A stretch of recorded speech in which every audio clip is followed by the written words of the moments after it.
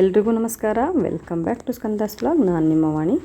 ಈ ದಿನ ಮಾಜಾ ಜ್ಯೂಸ್ನ ಮನೆಯಲ್ಲೇ ಪ್ರಿಸರ್ವೇಟಿವ್ಸ್ ಇಲ್ಲದೇ ಇರೋ ಯಾವ ಥರ ಮಾಡ್ಬೋದು ಅಂತ ನೋಡ್ಕೊಂಬರೋಣ ಬನ್ನಿ.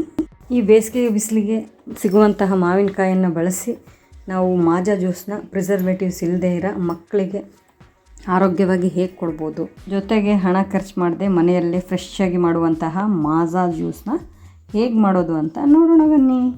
ಮೊದಲಿಗೆ ನಾವಿಲ್ಲಿ ಮಿಕ್ಸಿ ಜಾರ್ಗೆ ಗುಳುಂಬಾನ ಹಾಕ್ತಾಯಿದ್ದೀನಿ. ಇದು ಆ್ಯಕ್ಚುಲಿ ಮಹಾರಾಷ್ಟ್ರ ರೆಸಿಪಿ, ತುಂಬ ಜನಕ್ಕೆ ಗೊತ್ತಿರುತ್ತೆ ಗುಳುಂಬಾನ ಹೇಗೆ ಮಾಡೋದು ಅಂತ. ಅದರ ಲಿಂಕ್ನ ಡಿಸ್ಕ್ರಿಪ್ಷನ್ ಬಾಕ್ಸಲ್ಲಿ ಹಾಕಿರ್ತೀನಿ, ಚೆಕ್ ಮಾಡ್ಕೊಳ್ಳಿ ಗೊತ್ತಿಲ್ಲದೆ ಇರೋರು. ಮೊದಲಿಗೆ ನಾವು 2 ಚಮಚದಷ್ಟು ಗುಳುಂಬ ಮಿಕ್ಸಿ ಜಾರ್ಗೆ ಹಾಕ್ಕೊಂಡು ಅದಕ್ಕೆ ಸ್ವಲ್ಪ ನೀರು ಹಾಕ್ಬಿಟ್ಟು ಮಿಕ್ಸಿ ಮಾಡಿದ್ದೀವಿ, ನೈಸಾಗಿ ರುಬ್ಕೊಂಡಿದ್ದೀವಿ.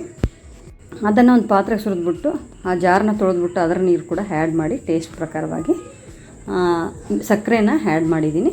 ಜೊತೆಗೆ ಒಂದು ಪಿಂಚಷ್ಟು ಉಪ್ಪು ಹಾಕಿದ್ದೀನಿ ರುಚಿಗೆ. ಆಮೇಲೆ ಐಸ್ ಕ್ಯೂಬ್ಸ್ನ ಆ್ಯಡ್ ಮಾಡಿದ್ದೀನಿ.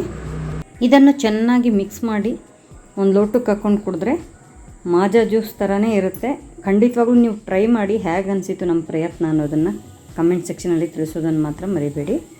ನಮ್ಮ ಈ ಪ್ರಯತ್ನ ಬಂದ ಗೆಸ್ಟ್ಗಳ ಮೇಲೆ ಪ್ರಯೋಗ ಮಾಡಿದ್ದೀವಿ, ಅವರು ಕೂಡ ನಂಬಲೇ ಇಲ್ಲ. ಹಾಗೆಯೇ ಇನ್ನೊಂದು ವಿಷಯ ಹೇಳಬೇಕಂದ್ರೆ, ನಾವು ಗುಳುಂಬನ ಏನು ಮಾಡ್ಕೊಂಡು ಇಟ್ಕೊಂಡಿರ್ತೀವಲ್ಲ ಅದನ್ನು ಮಾತ್ರ ಫ್ರಿಜ್ಜಲ್ಲಿ ಇಟ್ಬಿಟ್ಟು ಬೇಕಾದಾಗ ನಾವು ಇದು ಇನ್ಸ್ಟೆಂಟಾಗಿ ಮಾಡ್ಕೊಳ್ಳುವಂಥ ಮಾಜಾ ಜ್ಯೂಸನ್ನ ನೀವು ಕೂಡ ಪ್ರಯತ್ನ ಮಾಡಿ ಹೇಗೆ ಅನಿಸಿತು ಅಂತ ಖಂಡಿತವಾಗ್ಲೂ ತಿಳಿಸಿ.